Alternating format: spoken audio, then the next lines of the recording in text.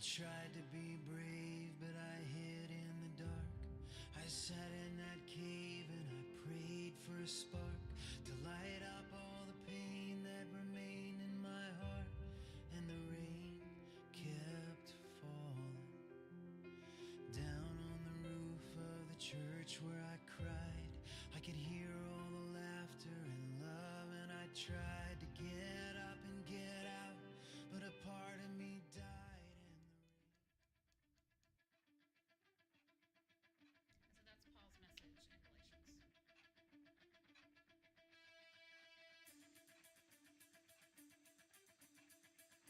The whole point of Criswell's Wednesdays.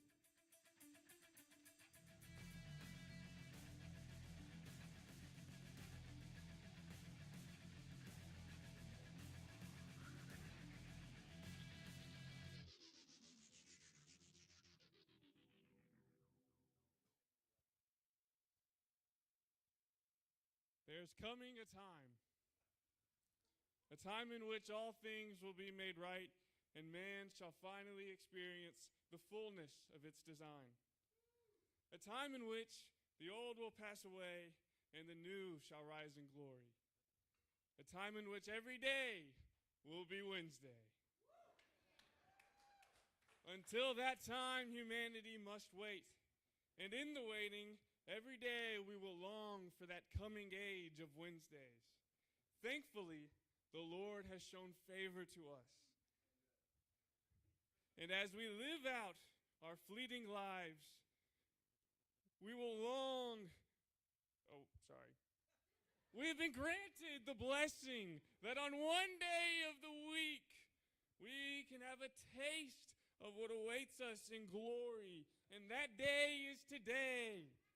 And today, we have a spectacle unlike anything human eyes have ever seen. Since the dawn of time, mankind has competed in trials of strength and endurance. One challenge stands alone, with all challengers considering themselves unworthy to face it. But today, two figures step out of the failures of those before them. And as they enter into this cosmic battlefield, the stability of all that we know hangs in the balance.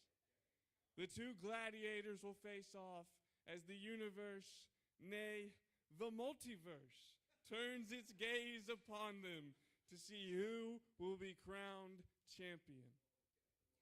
Our first competitor has a digestive system straight out of the Old Testament.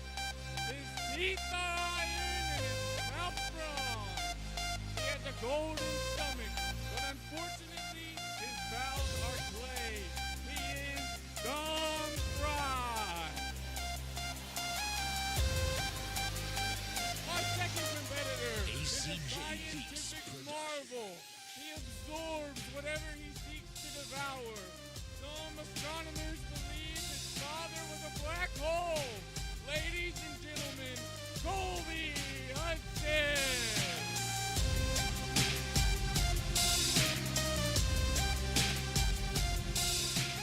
As you can see, they are ready to eat. This is Grit. ECG. In each of these containers is one full box of grits. The winner is whoever finishes first or has the most after the song that we play ends. Are y'all ready? How are you feeling? I'm excited. I've never tried grits before, so it's going to be really good. Dom? This is my second time having grits, and I am very excited. All right, well, no reason to delay this any further. When you hear the music start, you can begin.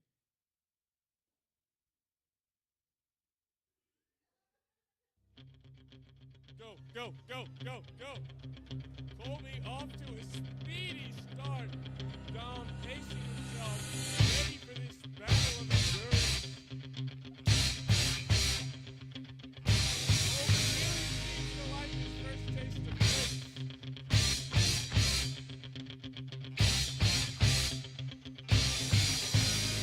They both seem to slow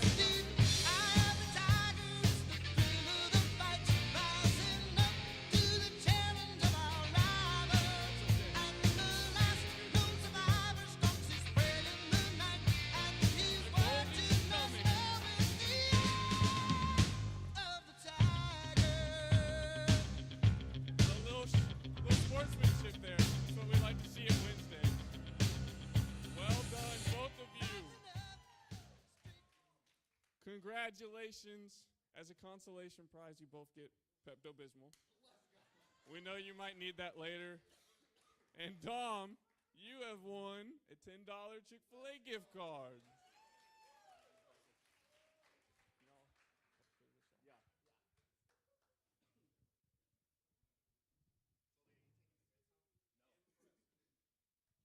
Give him a round of applause. Also, give Dr. Sanders a hand for making all of these grits. You'd think instant grits would be easier, but apparently they are not. Very instant. They take a while. As they clear off the stage, we will introduce our speaker.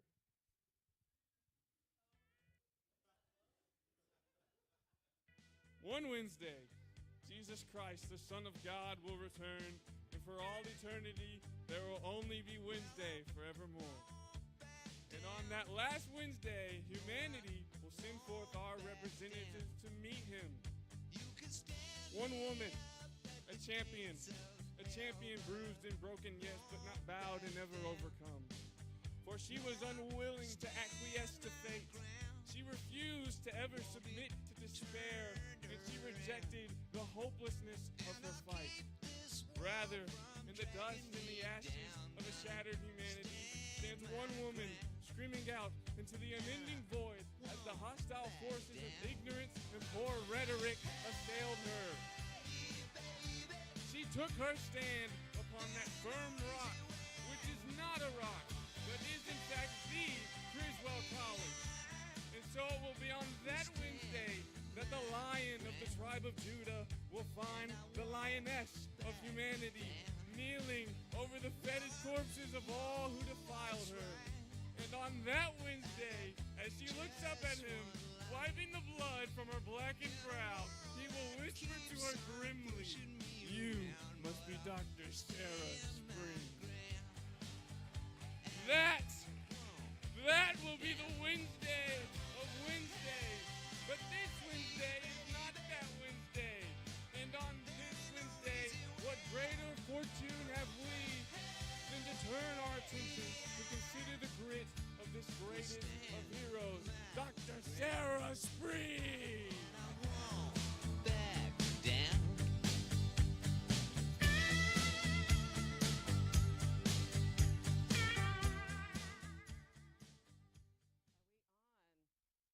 Yes, good. Thank you, sir. That was really something. That was really something. I was not expecting that either. I was expecting a story like kicking people down the stairs, and that it took a totally different turn, but that is amazing. Thank you. And yes, just to make a clear connection between grit, the food, and that we are indeed today talking about grit, resilience, just to make that very, very clear. Yes, I love, that is moving, isn't it? I was like, is he going to help me with the microphone?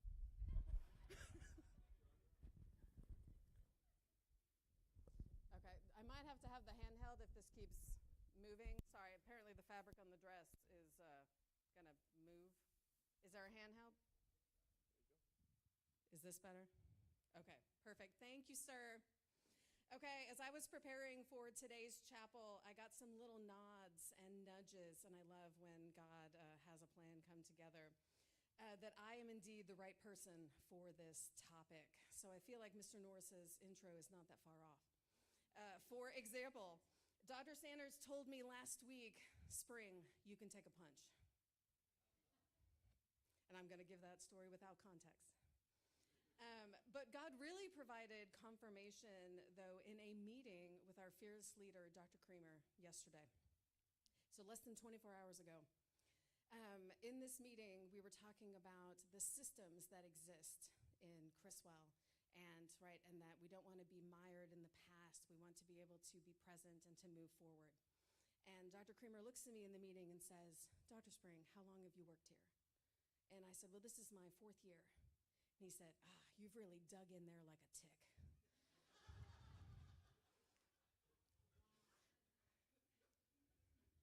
And is that not the perfect image for this message? So if you hear nothing else I say, men and women of Criswell, dig in like a tick. And thank you for Dr. Kramer being such a good sport. I did warn him that I was going to mention that. And then he did also finish it off by saying he meant it as a compliment. Yes. As we start this morning, I want to ask you why. Why are you at Criswell? And as you think about that, I just want to point out that some may think it's a little early in the semester to be talking about resilience, but I think we are already at a point where this is absolutely necessary. You heard from Dr. Sanders about making the choice, the best choice for your life.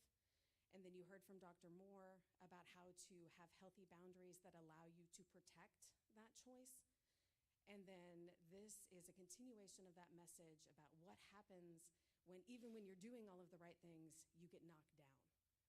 Either because you made the wrong choice, or even worse, when you made the right choice and things still don't work out. Because you're already noticing, right? Students are starting to miss class. Things are starting to get heavier.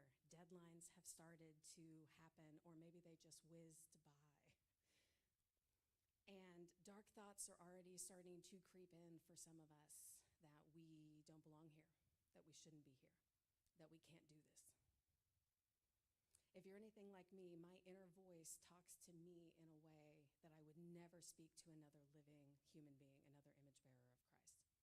And so if you're anything like that, hopefully this message is for you. And I always joke that Dr. Keyser and I are not built of the same material, that this man really is grit and resilience, and I have learned my lessons the hard way. Some of my students know that I really struggled in my PhD program, which is why I am also equally qualified to talk about this message. I had 3 years to work on the dissertation, and I wasted 2 of them.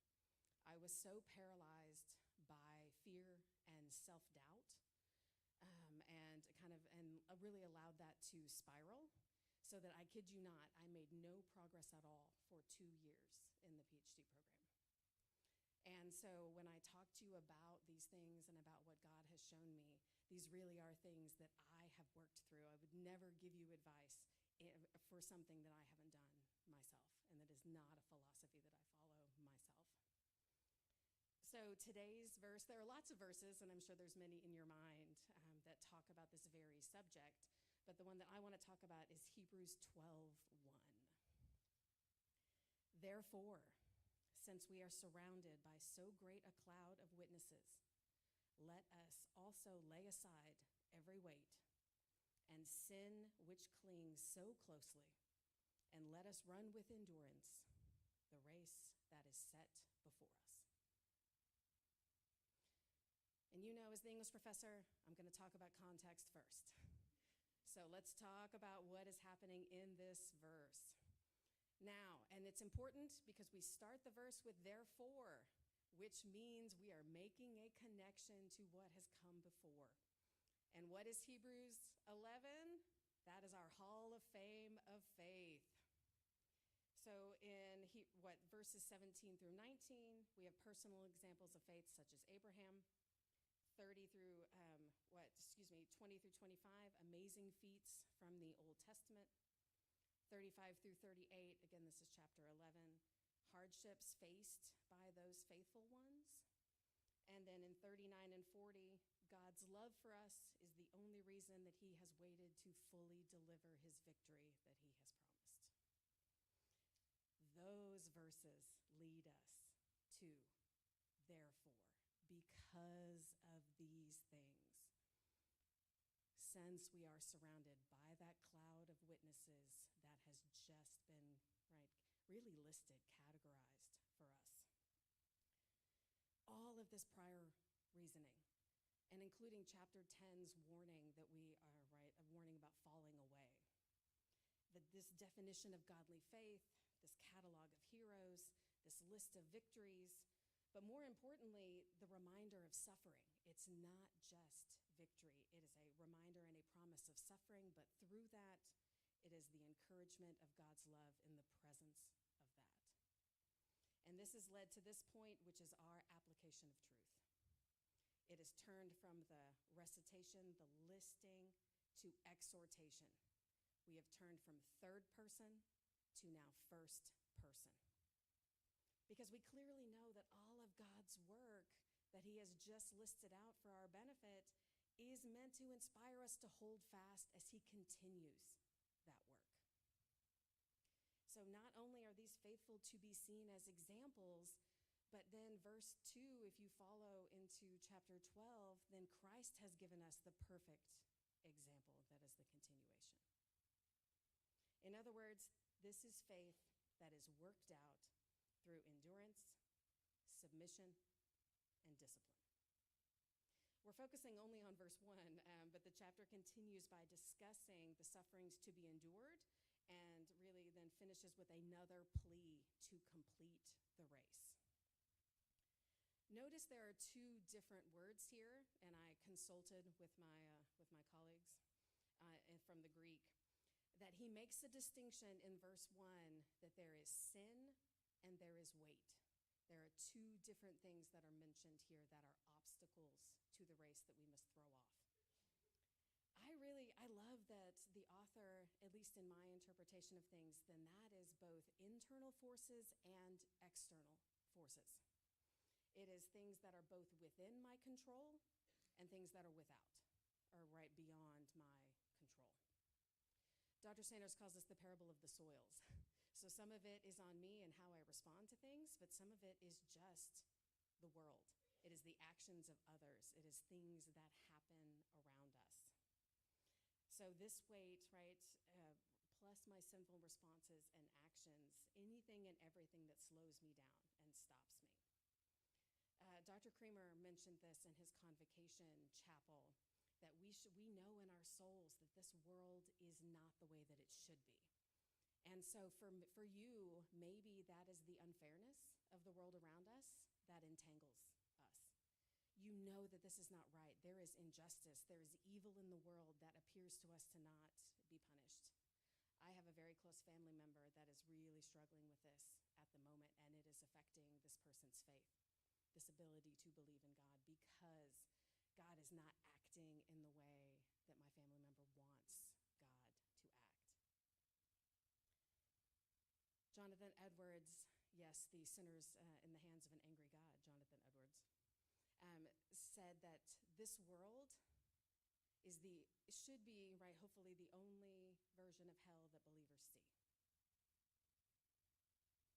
And sometimes, good grief, Dr. Moore and I were walking down here, I saw yet more news about explosions in the Middle East.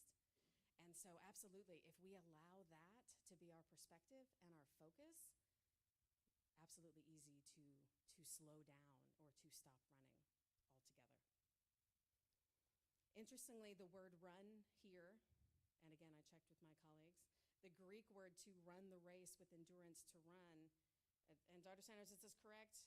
When used elsewhere in Scripture, it actually means to fight. Oh, it's the race. Yes, oh, sorry. Whoops. Thank you, sir. One more time, Dr. Sanders, the race is a fight. Okay. Well, and I love that. That just shows you how active this verse is. There is nothing passive about this particular verse. This requires action. Therefore, we have been given truth, we have been given examples and encouragement, and action is needed and required. Lay aside, run, or fight, right? Battle, endure. We are surrounded by this cloud of witnesses. That means it is currently happening in the present. So God gives us encouragement and these examples. He knew, right, already. Our God is not surprised. My mom has a saying that the world is not falling apart, it is falling into place. And for those of you who want to look up a past chapel, Dr. Moore has an amazing one on this about how all things hold together in Christ. And it is evidence that God does not abandon us in hardship. So the question is, right, so then what is my perspective? What do I focus on? And then we move to what acts as an imperative, a command. Let us.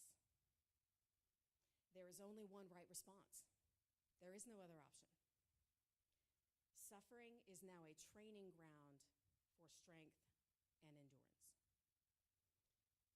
So what do I do then as a result of my focus?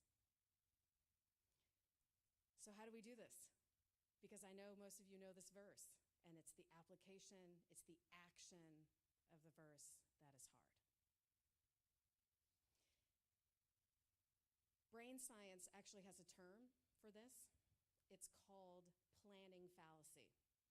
It's a cognitive bias that leads us to underestimate the time and our resources and our difficulties in achieving a goal. And that's because our brain, our human brains, especially in this fallen world, have a tendency to focus on optimistic outcomes while overlooking possible obstacles and complexities. So we are motivated to start, but then we end up frustrated and disillusioned when the reality doesn't align with my oversimplified expectations. And this results in us giving up.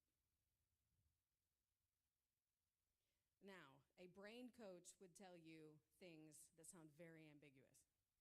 Learn from setbacks. Practice resilience. Embrace the process. Be realistic. Here's my favorite, adapt. So let me tell you what this looks like for me, from my own experience. I mentioned earlier that I did no work on the dissertation for 2 of the 3 years that I was supposed to have been working on it. That became very clear to me when Texas A&M normally only offered 2 years funding for the dissertation, and I had to request in writing permission to stay for a 6th year, for my 3rd year of the dissertation. And then I realized I've got to do something about this. Because when I say I wasn't doing anything, I really need you guys to understand I was doing nothing. That's probably not true. I was reading, and turns out reading is its own form of procrastination.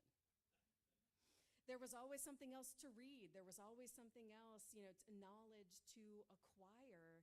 But then I realized, I'm still spinning my wheels. All of the knowledge in the world is not going to help me if there is no action attached to this.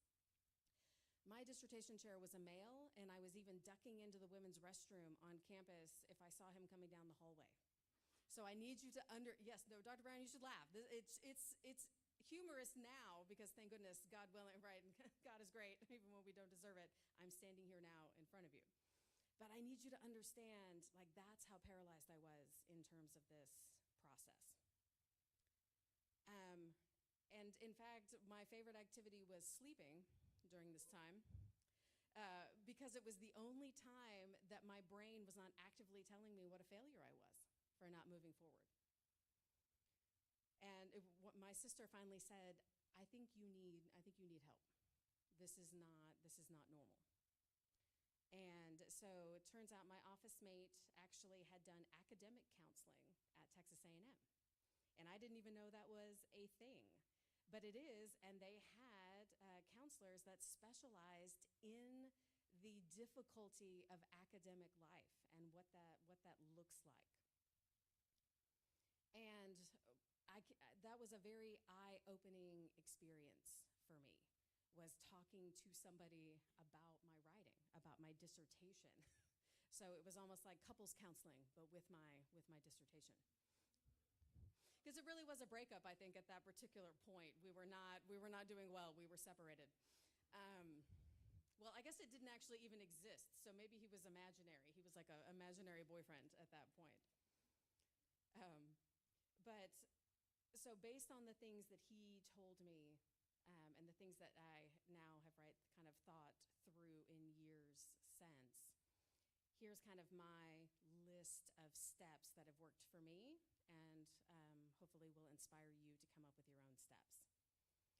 Number one, be in the Word every day, all day. More if you're going through a season of doubt. It had never occurred to me to pray about my dissertation. I know that sounds strange, but because I was at a state institution and I was in the English department, I was not surrounded by believers, and I didn't have anybody who asked me, well, are you praying about it? And when I tried to talk to my father about it, his advice was, just do it. Which, unsurprisingly, was not helpful. He's military, so that was the best advice he could give me. If you hate it so much, just do it, and then it will be done. But that I had never invited God into that process. And then realizing that because God speaks to us through words, and God is the creator of words, why had I not done that? My favorite story about Dr. Moore, well, one of my favorite stories, and this was before I really got to know her.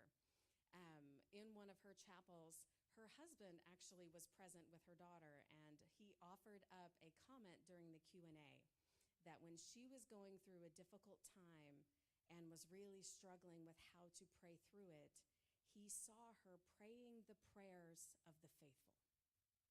That she couldn't find the words, so she was using other prayers to still be in the Word and to still pray, even when she was so devastated that she couldn't form her own words. Be in the Word. Bram Stoker in Dracula says that knowledge is stronger than memory, and we should not trust the weaker. Now, what do I mean by that about the Word? If I didn't have knowledge of the Word, firsthand knowledge all the time, right in front of my face, I would rely too much on memory of what I think the verses say. Some of you who have been up to my office know I have a coffee cup that says I can do all things through a verse taken out of context. Because if I'm not paying attention to that verse, my attention goes to the first part, which is I can do, and then it's easy to forget the rest. Or if I just look at that verse, I forget that Paul is in prison while talking about this. I forget that you have to get through chapter 1 where he talks about to live as Christ and to die as gain. And all of that has to be knowledge, has to be in front of my face. Or why I don't trust Romans 8:28. Dr. Creamer knows. All right, all things work together for good. Oh, that means good things are going to happen to me. And it's good. Oh, that means any number of things. And I forget the very next verse, which is that I am to be, right? This goodness is me being conformed to the image of Christ, which means suffering, taking up my cross. So knowledge of these things is essential. And writing it down, putting it in front of your face. I started writing verses just constantly and putting them everywhere on sticky notes so that they were constantly, the words of truth were in front of me so that I could see them with my eyes closed, because then that way I could, what felt true, I could dispute with what is true. Create a plan. And this, again, is the writing. I'm the English major, so I know that you know I'm going to have to talk about writing. Write it down. There is something beautiful that happens. Writing is thinking. So it's the act of that makes things real. It causes something to happen cognitively for me. So the writing of verses, I can bring them more easily to mind. Come up with a plan. I actually left it on my coffee table this morning, but I found my list of rules that my academic counselor at A&M had encouraged me to write. I came up with my own version of my own commandments for myself for the dissertation process. And one of my rules is that the only opinion that matters is mine about the dissertation. I want to clarify this, yes? But that if I was happy with my topic, if I was happy with the research, if I was happy with these things, that's what mattered. because I loved and adored my dissertation chair, and I was very terrified of disappointing him. But it's my dissertation. I also wrote that, right, that 5 minutes or one paragraph counts as progress. I redefined those words for myself because I have in my mind what it's supposed to look like, and then I would get upset and feel defeated that I didn't do enough that day. I didn't write enough. I didn't read enough. I didn't understand enough, and I needed to change what that looked like. I will not talk myself out of it before I have written my way into it. That's probably the biggest one for me, because it's easy to not even start. But sitting down and writing and working through it, then, right, I promised myself that I would do that. And one of them, it sounds silly, but I give myself permission to fail. Because you and I both know that failing, I learn more in those instances than I ever have in terms of my victories. And I'm happy to show this to you. I will bring it to campus at some point, and I can definitely show it to you. But it helped having that, because then that was taped to my desk. And by the time all of this finally started clicking, I did the whole entire dissertation in less than 8 months. Thank you. And I'm telling you, God is good, because I graduated then on a Friday and started at Winthrop University as a professor on Monday.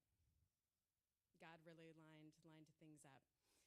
And it was just, it was like he was saying, I knew you could do it. I knew the entire time. I was the only one who doubted that I could do it. So be in the Word, create a plan and have that vision, and write it down. I even wrote down bunny trails, like things like if I was like, I'm the stupidest person that has ever lived, right? I would write it down, because then it got it away from me. It removed it from here and here where it feels true, and got it. Because then if I look at it on paper, it's easier to say, well, that's silly. That's not true. But if it's here, it feels more serious and feels more deadly to me and my sense of being. So again, write it down, get rid of it, tear it up, burn it, do whatever you need to do visually so that you remove it from you. Oh, and I'm so sorry, Dr. Sanders, I'm running late on time about our panel. Okay, third, and I'm Baptist, so there's only 3. So seek help from professionals if needed. The academic counselor was not a believer, but he was really able to help me get a perspective on what was happening to me. And he's the one who helped me realize that the way I talked about my dissertation was stopping me from completing it. A colleague of mine in graduate school talked about it like it was an out-of-work spouse who was abusive and alcoholic and like on the couch. He had created a whole persona for the dissertation. And these were the people that I was around all the time, and I realized we would sit around in groups and gripe about the dissertation. And in my mind, that was solidarity, that was community. That was hurting me, not helping me. Because all it was then was a constant negative reinforcement of all of the things that I was afraid of. So seek help from professionals if needed, but cultivate relationships with people who have different strengths than you. It is not an accident that I have dug in like a tick to Dr. Moore, because she excels at things that I am weak in. That I follow Dr. Sanders around and go to taco joint with him at every possibility because, right, he has strengths that I do not have. And so not just people that are on your same level, but you have to have the people who challenge you and speak truth into your life and who will push you forward. You don't want to be, right, this is like being the king of the idiots, right? You don't want to be here, because I know that's the tendency. Then I can be the best of that group of friends, and then it's easy to say, well, I'm doing fine. Look at this person over here. Don't let that be your reality. You need people that are going to challenge you to move forward and who will help you stop that spiral and get you to change mindsets. So, because there's a difference between talking through something which stirs it up and that's emotional distress versus talking that leads to a solution and mental rest. Very key difference there. And so, right, this is all helps, because the other verse that I was running secondary to this is Galatians 6:9. Let us not grow weary of doing good, for only, right, in due season, that is a time that is unknown, we will reap if we do not give up. Dr. Sanders, I was really, really struggling one semester, and the reason I'm, again, speaking to this, Dr. Creamer doesn't even actually know this. I was struggling so much in this semester of Criswell that I had typed up my letter of resignation. It's still on my computer, and I keep it as a reminder. I was so frustrated. I was doubting God's call on my life, and I thought, this is it, I'm done. I can't do it. I don't want to do it. And Dr. Sanders, in lunch at Taco Joint, said to me, "Are you in ministry?" "Yes."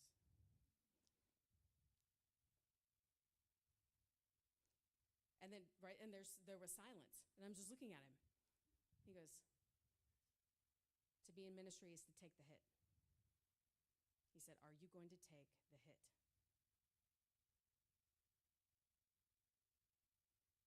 So I started today asking you your why, but now I want you to shift to the more important question. What are you willing to do to keep your why? Thank you very much.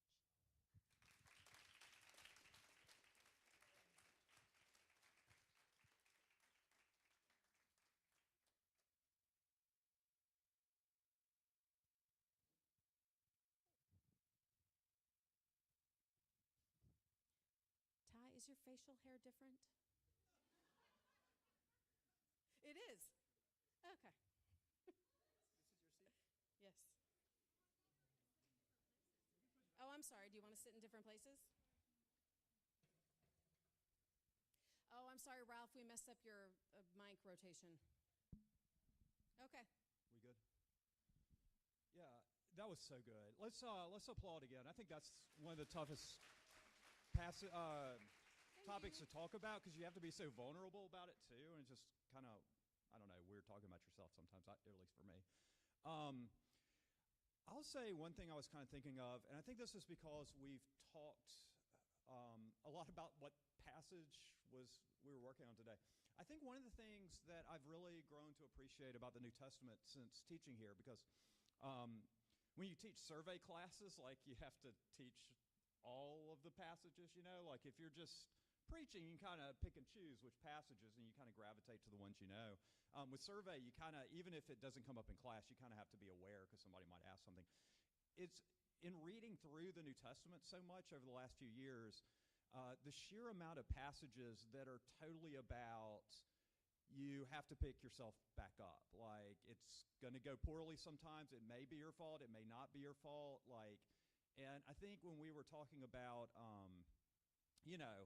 how is it that students kind of end up with the life that they want, or even us, how do we end up with the life you want? Like, we can plan and we can do a lot, but every once in a while you end up somewhere that it wasn't your fault, or maybe it was your fault, but what are you going to do about it? And so I was just so excited about this topic specifically.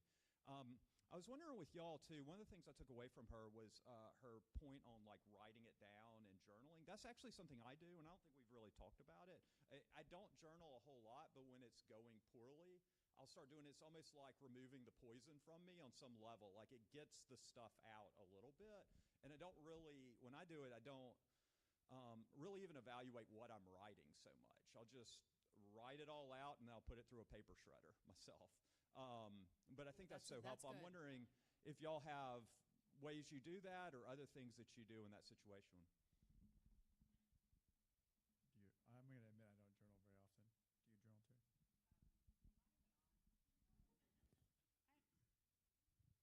First of all, I don't know how to work microphones. I'm not a journaler. No, I yell. And I yell in my car. I'm in my car a lot because I live in Arlington, and so I just yell. So that's what I do. I was in community group once with this guy, and this was when the goat yoga thing was happening. Do y'all remember this? Like, people started doing yoga with goats like a few years ago. And he was trying to wrap his mind around it, and he's like, is this like rage yoga? And so I was like, what is rage yoga? And he's like, that's what I do. You do yoga, but you like yell profanity. I'm not saying this is what you should do. But he was like apparently doing yoga and like just cursing, like loudly cursing while doing yoga, which seems like incongruous with like the yoga vibe. I don't know. Terry, do you do rage yoga? Do rage yoga, Terry? Again, I don't know how to work microphones. I mean, I rage, Mm-hmm. and sometimes I do yoga. See if you can fix my microphone. Mm-hmm. I don't know that I've ever done them at the same time. Mm-hmm. Yes? See, I'm Gen X, so No, I cheated, and Ralph told me how to turn this one on. Hmm.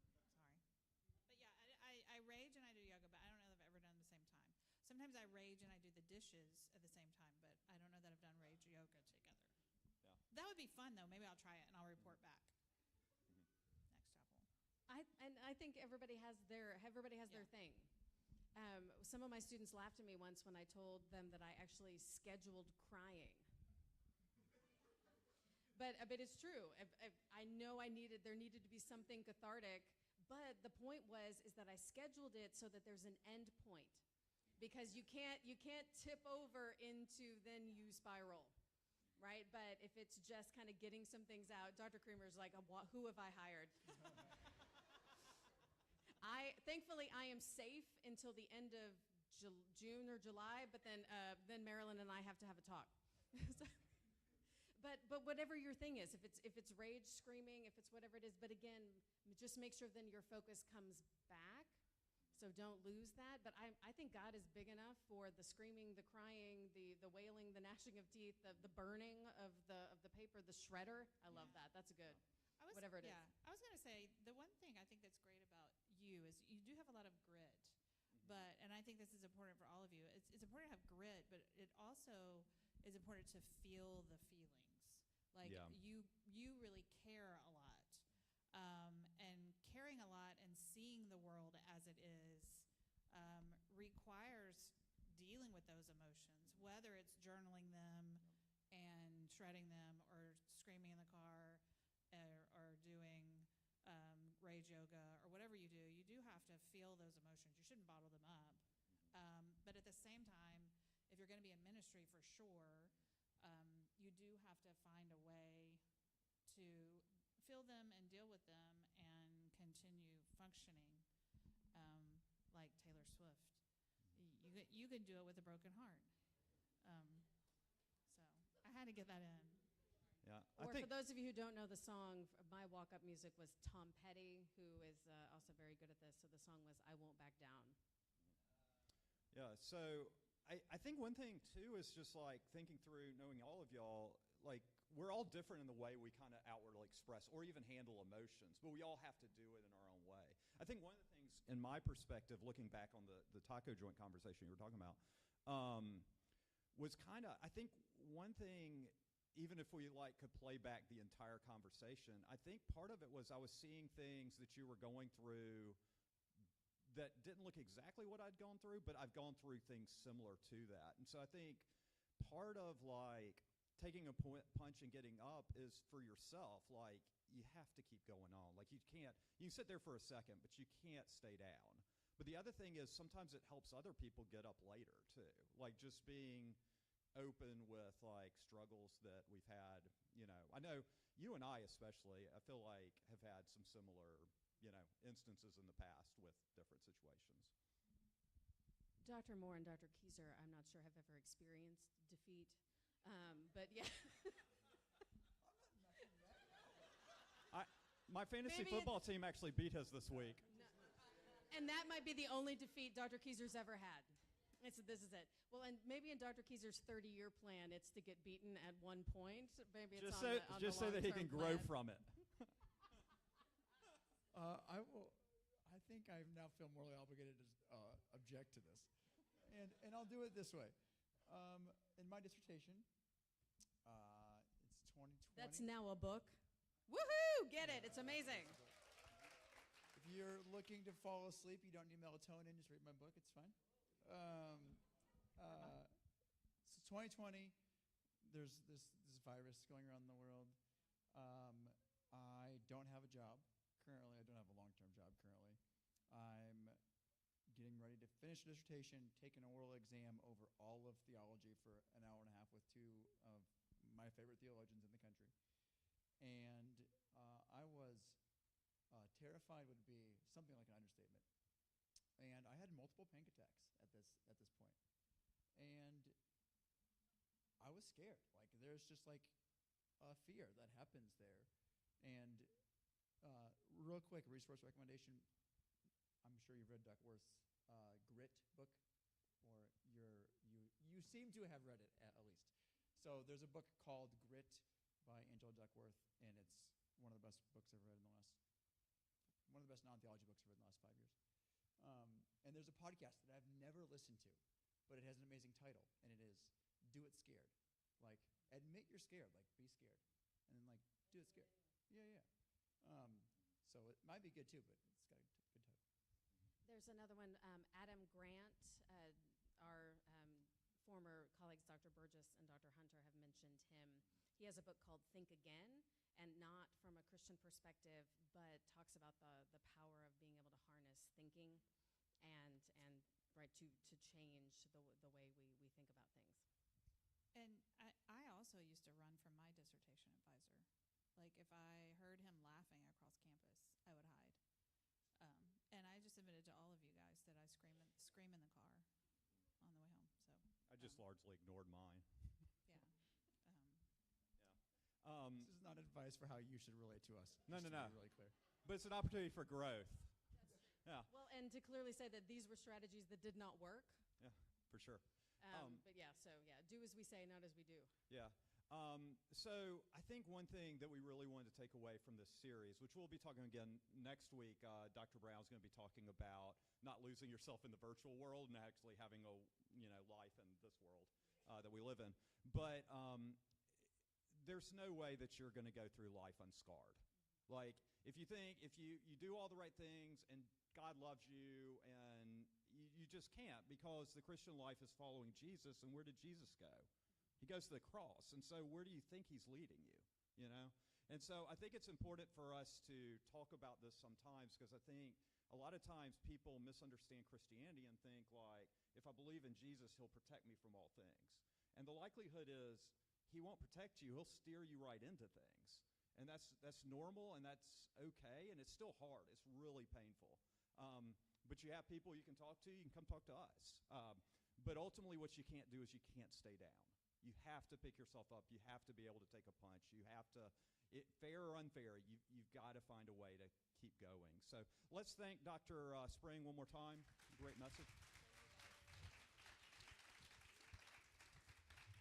And I also think we've got a bag up front with packets of instant grits if you want to take some grits with you to grow some more grit. I've gotten confused on the grits. Yes, we have thing. party favors. There are 30 packets of instant grit. Yeah, first come, first serve. Yes, absolutely. So please take one, so that way, if it's not the tick analogy Dom's that already had sticks 10 with you. today. Yes, but yeah, grits. And for some of you who live in the dorm, you can make that in the microwave. That's a breakfast for you in the future. You're welcome. Okay, you're dismissed. 7 days till Wednesday.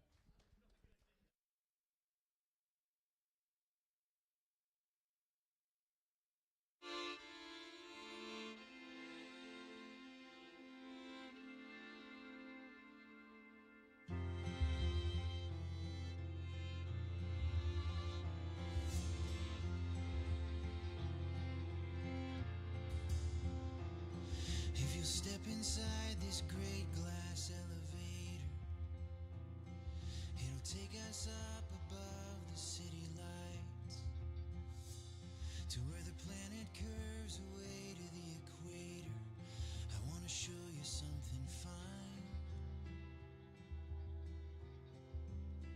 You can see the roads that we all traveled just to